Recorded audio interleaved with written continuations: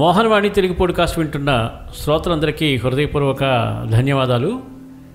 ఈరోజు మన మోహనవాణికి ఒక కొత్త వ్యక్తిని పరిచయం చేయబోతున్నాను.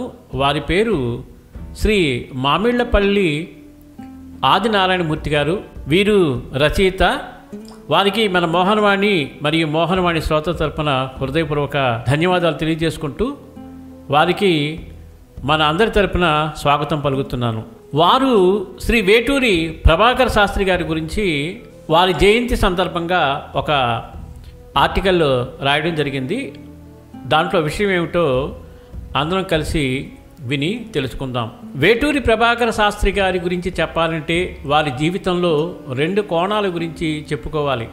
మొదటిది వారి సాహిత్య సేవ, మరొకటి ఈశ్వర తత్వ ఆవిష్కారానికి అంకితమై ఆర్తజన సేవలో కర్పూరంగా కరిగిపోయిన యోగిగా వారి నిరాడంబరమైన జీవనం. వేటూరి ప్రభాకర శాస్త్రి గారు అంటే సాహిత్య మేరు పర్వతం. ఆయన తరచి చూడని సాహిత్యము లేదు, తిరగేయని శాసనము, సేకరించని తాళపత్రం లేదు. 16 ఏళ్లకే తెలుగు సంస్కృతం పుక్కిట పట్టారు. కవిత్వము చక్కగా అలవడింది. శతావధాన అష్టావధానాలెన్నో చేశారు. వేప రామేశం గారి వద్ద ఖగోళం చరిత్ర అధ్యయనం చేశారు. మద్రాసు ప్రాచ్య లిఖిత భాండాగారంలో పండితునిగా చేరి ఇంగ్లీషు, కన్నడ, తమిళాలు నేర్చారు. చరిత్ర, సంస్కృతి, వాంగ్మయము, శాసనాలు, తాళపత్రాలు, కైఫీయతులు పెక్కింటిని పరిష్కరించారు. అనేక తాళపత్ర గ్రంథాలు సేకరించి పరిశీలించి పరిష్కరించి ముద్రించారు. రాగిరేకులపై ఉన్న అన్నమాచార్యుల సాహిత్యాన్ని పరిష్కరించి వాటి ప్రాచుర్యానికి ముఖ్య కారకులైనారు. ఆయన రచించిన గ్రంథాలకు ఆయన వ్రాసిన పీఠికలు, కవులు గురించిన చరిత్రలు, అనువాద గ్రంథాలు, పరిశోధనా గ్రంథాలు అనేకం ఉన్నాయి. తిరుమల తిరుపతి దేవస్థానం వారు ఆయన పుస్తకాలు, పరిశోధన గ్రంథాలు ప్రచురించడానికి శ్రీమాన్ వేటూరి ప్రభాకర శాస్త్రి వాంగ్మయ పీఠం నుండి స్థాపించింది. వారి నిలువెత్తు కాంస్య విగ్రహాన్ని తిరుపతి శ్వేత కాంప్లెక్స్ వద్ద స్థాపించారు. శాస్త్రి గారి రచనలను పీఠం వారు 17 సంపుటాలుగా వెలువరించారు. ఇంకా కృషి జరుగుతున్నది. మరొక ముఖ్యమైన ఘట్టం మాస్టర్ సివివి గారితో సమాగమం. 1912 నుండి 16 మధ్యకాలంలో శాస్త్రి గారు తీవ్రమైన అస్వస్థతకు గురి అయినారు. జీవితంపై నిస్పృహ కలిగింది.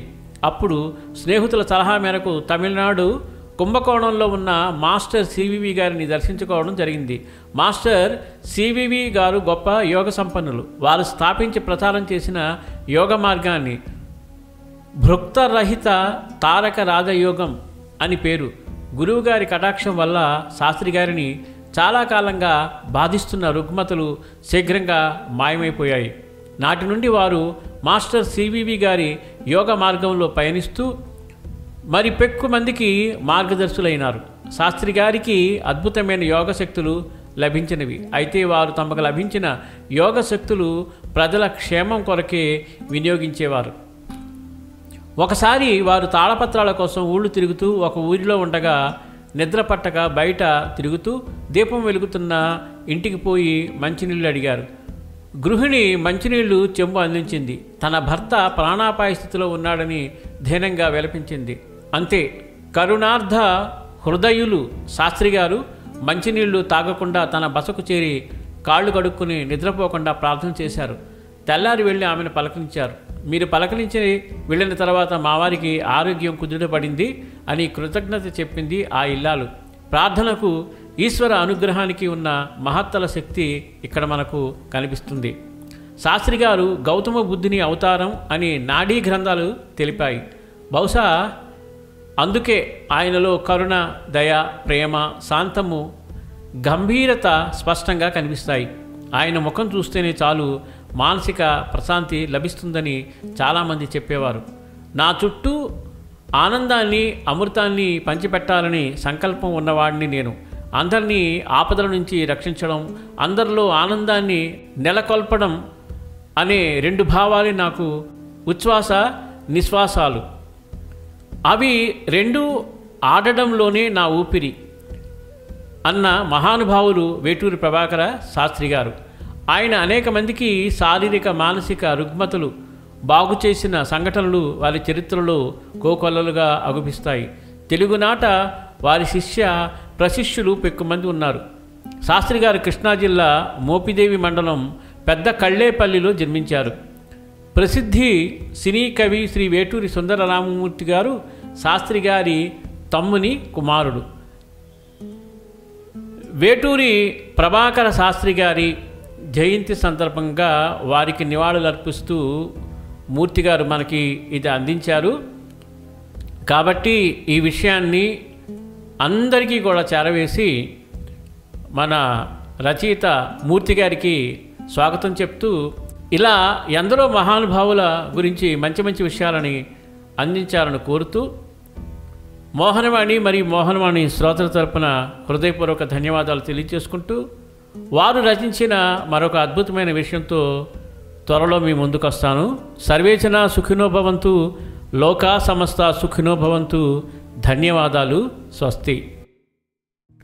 మోహనవాణి తెలుగు పాడ్కాస్ట్ సమర్పించు ఉపాధ్యాయుల వచన భగవద్గీత ప్రతి గురువారం మరియు శనివారం సాయంత్రం 7 గంటలకు మీ మోహనవాణి తెలుగు పాడ్కాస్ట్ ఛానల్లో వినండి, వినిపించండి, వింటూనే ఉండండి. ఉపాధ్యాయుల వచన భగవద్గీత మీకోసం.